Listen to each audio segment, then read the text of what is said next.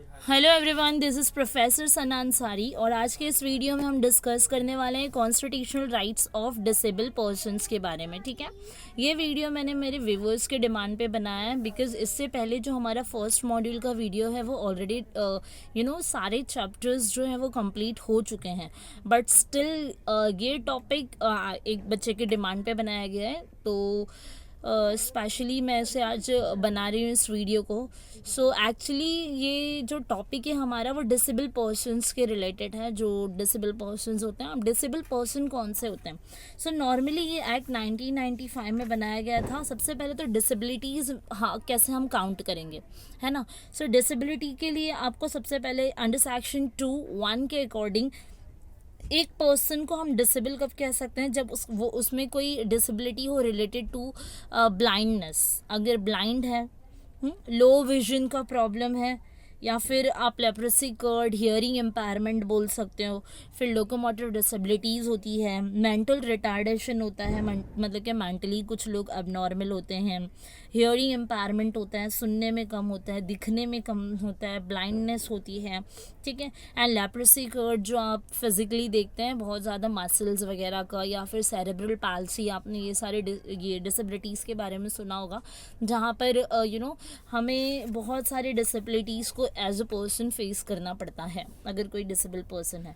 ठीक है, जिसमें ऑटिज्म आता है, जो न्यूरोलॉजिकल डिसऑर्डर्स होता है, मेंटली डिसऑर्डर हो जाता है। एंड इसके अलावा सेरेब्रल पाल्सी जो मैंने बताया है, मसल्स का कोऑर्डिनेशन प्रॉपर नहीं होता है अगर हमारी बॉडी में, तो ये सारे जो डिसेबिलिटीज़ है वो ऑक्योर होती है किसी भी एक इंडिविजुअल पर्सन के अंदर।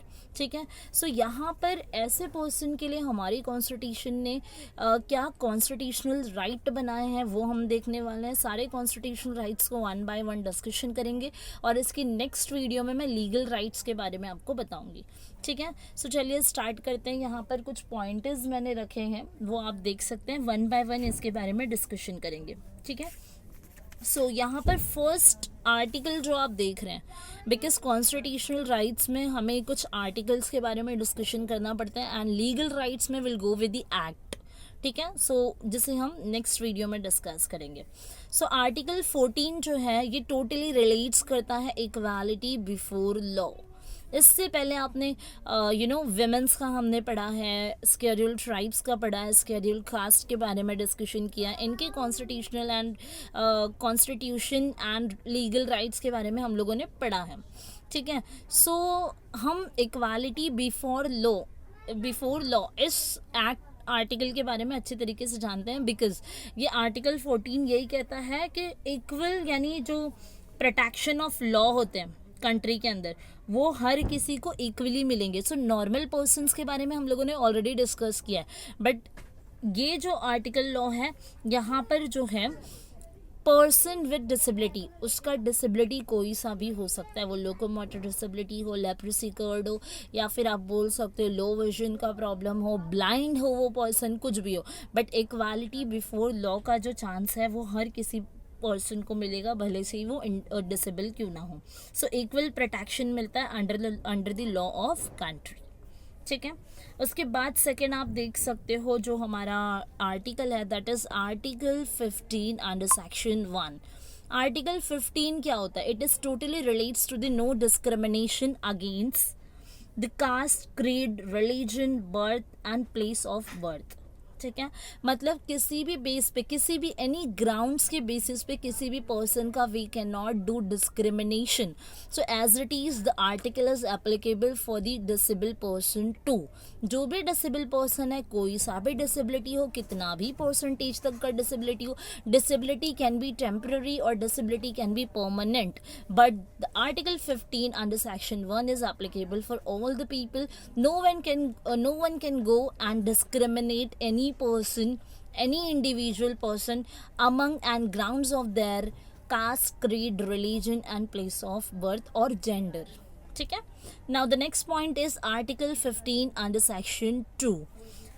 ये आर्टिकल इक्वल एक्सेस देता है पब्लिक प्लेस का, मतलब कि एनी सिटीजन, कोई भी सिटीजन हो इंक्लूडिंग द डिसेबल्ड वन, ठीक है, इन सभी को लिबर्टी है, रेस्ट्रिक्शन और कंडीशंस एप्लीकेबल नहीं होते to any person about anything. ठीक है, एंड यहाँ पर कोई भी डिस्क्रिमिनेशन नहीं होता है। आर्टिकल 15(2) के अकॉर्डिंगली अगर हम जाएंगे, so all the people have their access, ठीक है, इक्वल एक्सेस है। पब्लिक प्लेस में आप जा सकते हो। पब्लिक प्लेस यानी कि कोई भी शॉप हो सकता है, कोई भी रेस्टोरेंट हो सकता है, कोई होटल हो सकता है, एनी पब्लिक प्लेस एंटरटेनमेंट से रिलेटेड हो, या वेल्स आप बोल सकते हो जो कुएं वगैरह होते थे, टैंक्स जो वाटर टैंक्स होते हैं, बाथिंग घाट्स होते हैं, रोड हो गया, कोई भी पब्लिक प्लेस या रिसोर्ट हो गया, कोई भी चीज़, ठीक है, चाहे वो पार्टली गवर्नमेंट से रिकग्नाइज्ड हो या फुल्ली रिकग्नाइज्ड हो, ठीक है, but if the place is public, so anyone can enter the public place, और every person have the equal access to public place, ठीक है, चाहे वो पर्सन नॉर्मल हो और चाहे कोई भी इंडिविजुअल पर्सन डिसेबल हो और कैसा भी डिसेबिलिटी हो।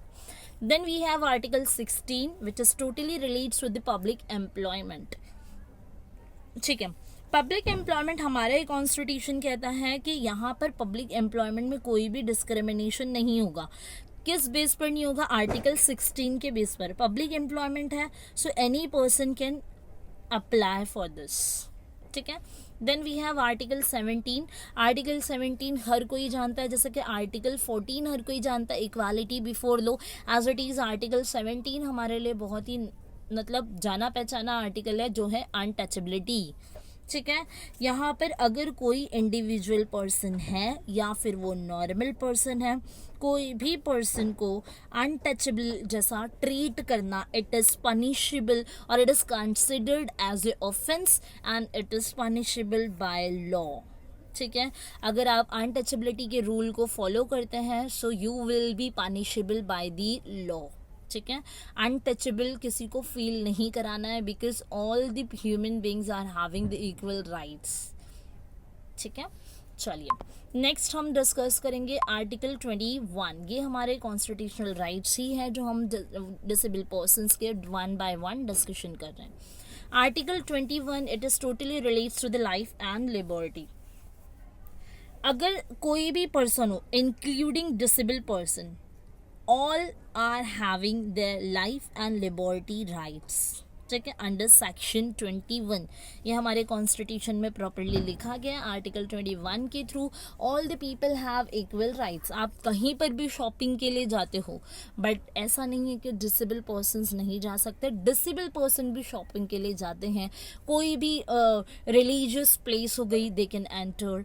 आप कहीं घूमने जा रहे हो, गार्डन एरिया हो गया, नॉर्मल कोई भी जगह पे हो, सो यहाँ पे कोई भी रिस्ट्रिक्शंस नहीं होती है डिसेबल पर्सन्स के लिए। हाँ, apart from the dangerous place, जहाँ पे डिसेबल पर्सन्स नहीं कर सकते, नहीं जा सकते, वहाँ पे उनके लिए प्रिकॉशनरी मेजर्स किए जाते हैं, मेजरमेंट किए जाते हैं, या अलग तरीके से प्रिकॉशनरी हम बोल सकते हैं कि एडमिनिस्ट्रेशंस किया जाता है just for the disable persons. Otherwise वहाँ पे उनको एंट्री नहीं दी जा सकती, बिकॉज अगर उनको कोई हार्म हो गया तो it is not good. That's why वहाँ पे रिस्ट्रिक्शंस और कंडीशंस अप्लाई की जाती है। Otherwise no, all the people have the access and rights to live their life as a liberty and freedom, ठीक है। Then article 23। आर्टिकल 23 जो है वो ह्यूमन ट्रैफिकिंग से रिलेटेड है। सो ह्यूमन ट्रैफिकिंग जैसे नॉर्मल गर्ल्स एंड वुमेन्स के लिए होता है, उसी तरीके से डिसेबल पर्सन्स के लिए भी ह्यूमन ट्रैफिकिंग क्या है, ये प्रोहिबिटेड है। अगर कोई पर्सन इसमें पकड़ा जाता है, सो ही और she can be punishable by the law. जैसे कि हमने आर्टिकल 17 में देखा अनटचेबिलिटी के लिए, as it is human trafficking के लिए भी it is also a prohibition act, और इसके लिए जो भी पर्सन कैच किया जाएगा, ही और she can be punishable by law. Then we have article 24। Article 24 क्या कहता है, ये एम्प्लॉयमेंट ऑफ चिल्ड्रन से रिलेटेड होता है। जैसे कि मैंने यहाँ पे चाइल्ड लेबर लिखा है, समझने के लिए इजी होगा। Employment of children, child labour में आप जानते हो कि below the age of 14 years, 14 साल से कम उम्र का कोई भी बच्चा किसी भी फैक्ट्री और या हैजर्डस फैक्ट्रीज में एंगेज नहीं होगा, हैजर्डस एम्प्लॉयमेंट को परफॉर्म नहीं करेगा। किस आर्टिकल के तहत? आर्टिकल 24 के तहत। अगर ऐसा पकड़ा जाता है, सो ये क्या होगा, इस पर कार्रवाई की जाएगी। Even in a private contractors जो होते हैं, वहाँ पर भी ये सारी चीज़ें क्या की गई, 14 साल से कम उम्र के बच्चे अगर इसमें एंगेज मिले, सो यहाँ पर लॉ के अकॉर्डिंगली एक्शन लिया जाएगा. Then we have article 25.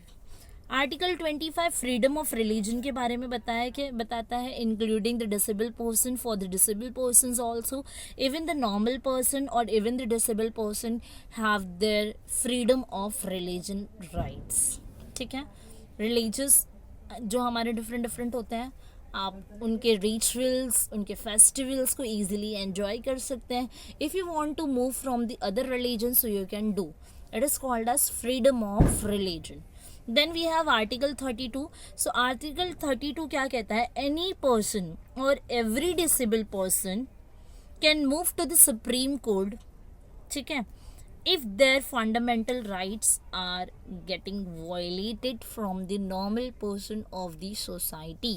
So it is totally relates that any person or every disabled person can move to the Supreme Court of India. ठीक है, then we have article 29(2). ये right to education के लिए है act, article जो बनाया गया right to education के लिए बनाया गया कि जितने भी इंडियन सिटीजन्स हैं including disable person, all are having the rights to right education. ठीक है, any person can take admission in any institution.